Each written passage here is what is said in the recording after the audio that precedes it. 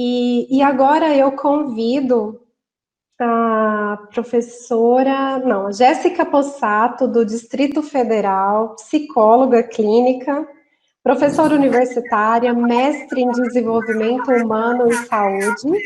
Ela vai falar conosco sobre o tema pele de foca, pele de alma, o respiro do feminino. Eu passo a palavra, Jéssica, seja bem-vinda. Boa noite, Ariana, boa noite a todos, a todas, colegas aí de mesa e os que estão assistindo a gente.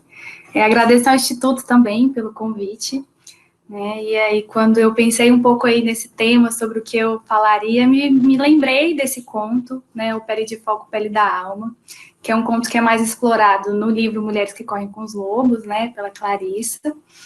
E eu não vou contar aqui, né, a história, assim, nos detalhes, porque é uma história que é um pouco mais longa, mas trazendo a ideia do porquê que eu pensei nesse tema também e o que eu gostaria de me aprofundar aqui hoje, é sobre essa importância da gente reconhecer os espaços da nossa alma dentro da nossa própria vida, né?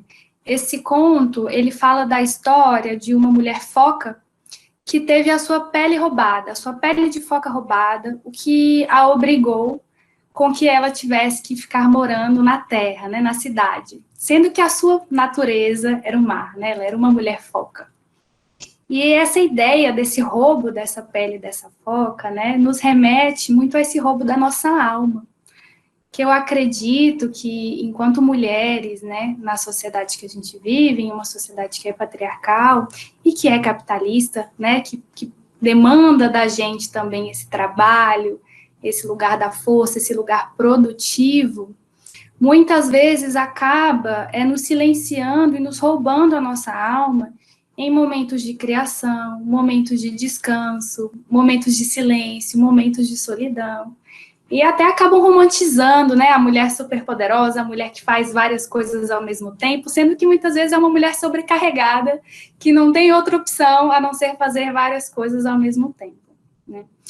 E então eu queria trazer, né, esse pensamento assim para a nossa vida e para esse mergulho interno, desses caminhos que muitas vezes essa pele nossa é roubada, né? Essa nossa alma é roubada, muitas vezes por ingenuidade, por a gente não conseguir compreender os caminhos que a vida coloca, por uma falta de tato nossa, ou muitas vezes por uma persona, né, que busca ser impecável, só que falta esse mergulho interior, né, esse olhar nosso e esse respiro para a gente conseguir entender qual que é o caminho que a nossa alma está apontando. E aí tem uma historiazinha, né, nesse próprio capítulo, que aí essa história é mais curtinha e eu vou ler um pouquinho, vou ler ela aqui para vocês, tá? Um homem veio a um sabó, alfaiate, para experimentar um terno.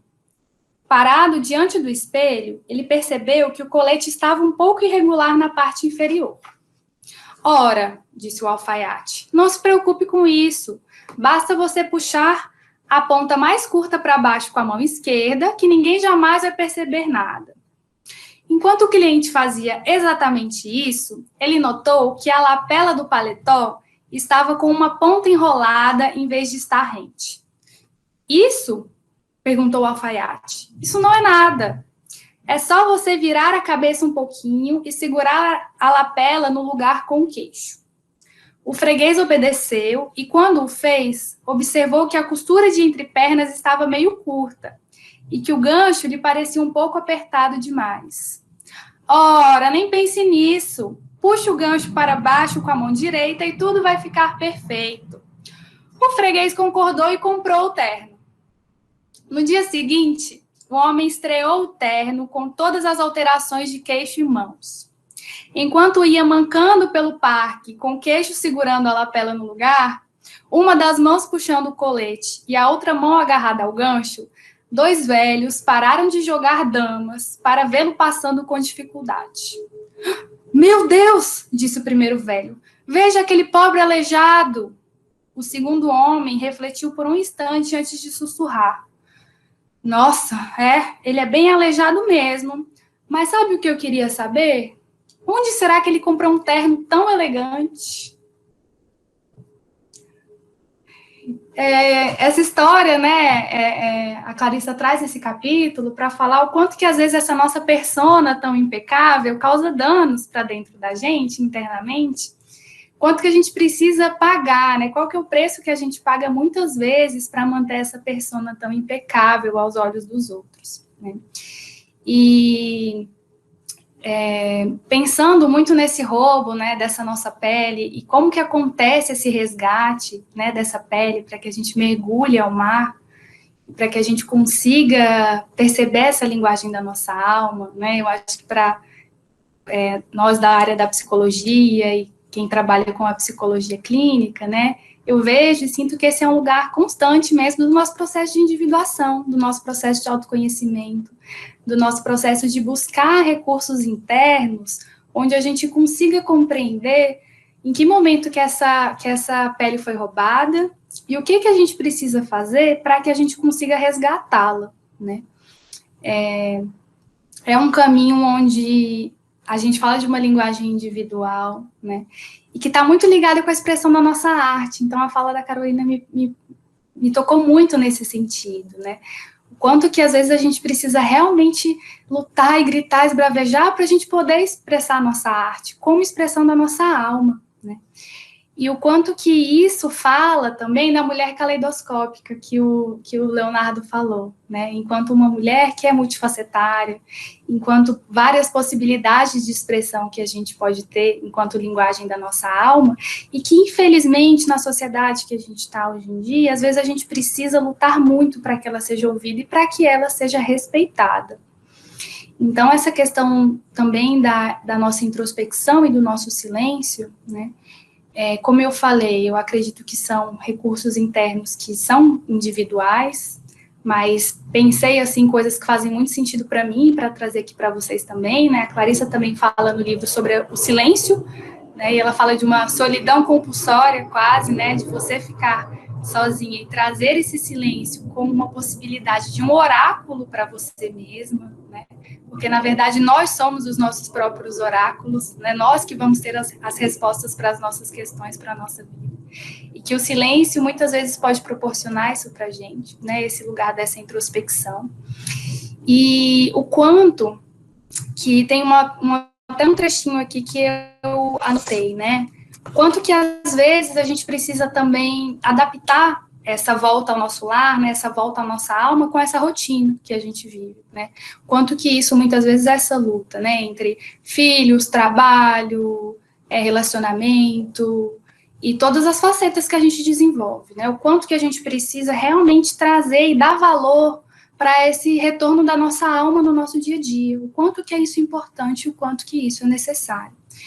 E o quanto que isso, por vezes, é desrespeitado.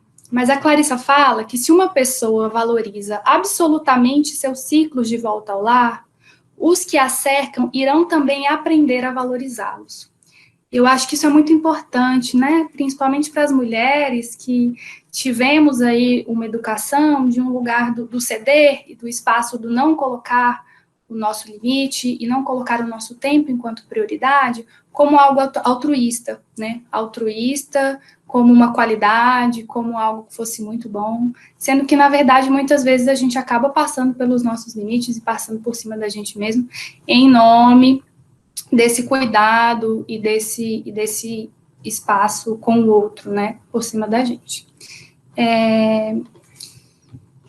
E também um outro ponto que eu acredito é o mapeamento das nossas cicatrizes, das cicatrizes da nossa história de vida, o mapeamento dessa nossa trajetória, como esse resgate também dessa possibilidade de onde a nossa alma ela foi perdida, de onde a nossa alma ela foi roubada em algum momento, né? Porque a gente fala aqui desse roubo e dessa perda da alma, mas na verdade ela está aqui, né? Na verdade seria mais um esquecimento, eu acho que eu diria assim, né?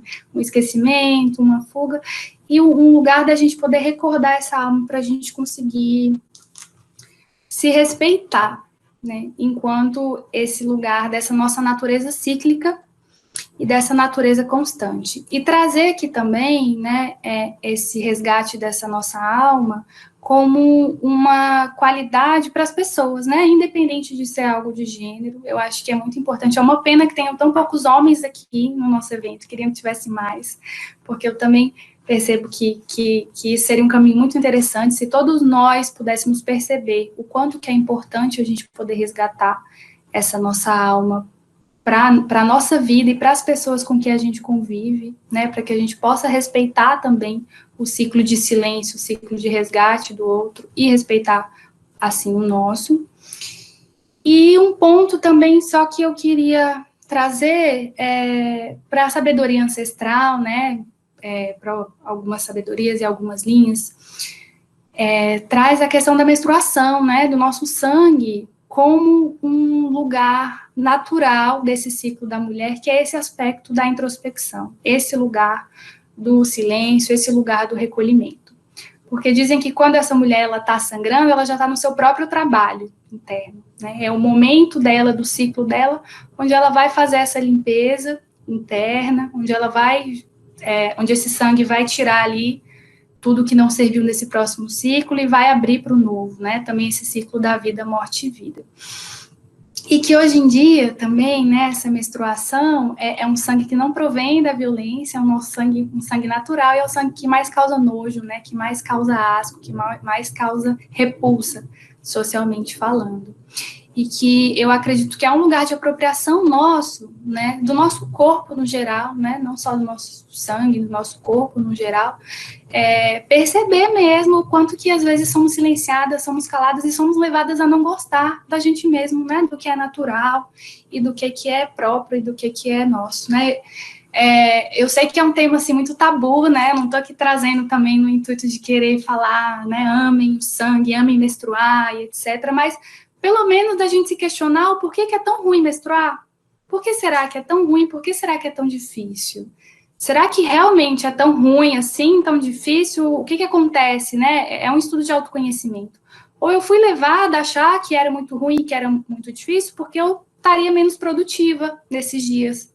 Seriam dias que eu ia querer ficar mais em silêncio, que eu ia querer falar, olha, me ajuda aqui, porque eu não estou conseguindo dar conta de tudo, e eu sempre tenho que dar conta de tudo. Então, não menstrue, porque você precisa estar sempre pronta aí para a batalha e dar conta das suas multitarefas e multifunções, né?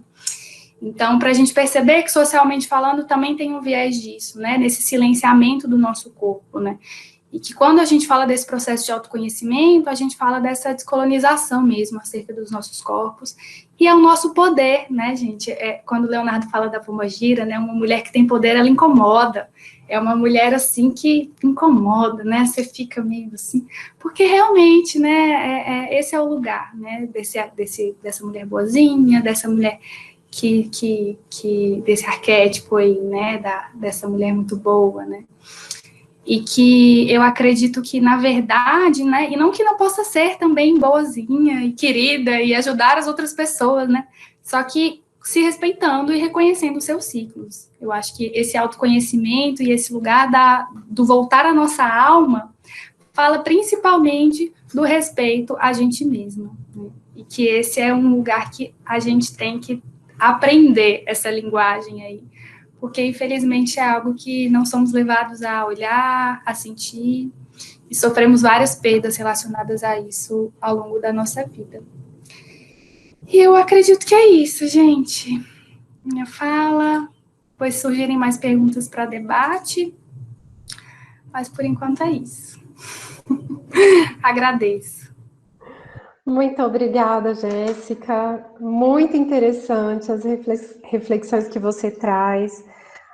Essa possibilidade de estender as reflexões do que é feminino, independente do gênero, né? Identificar esse feminino também nos homens, né? Esse potencial feminino, e também a fala desse feminino pensando nesse retorno às suas origens, aos seus rastros. Isso é muito precioso e muito profundo, né?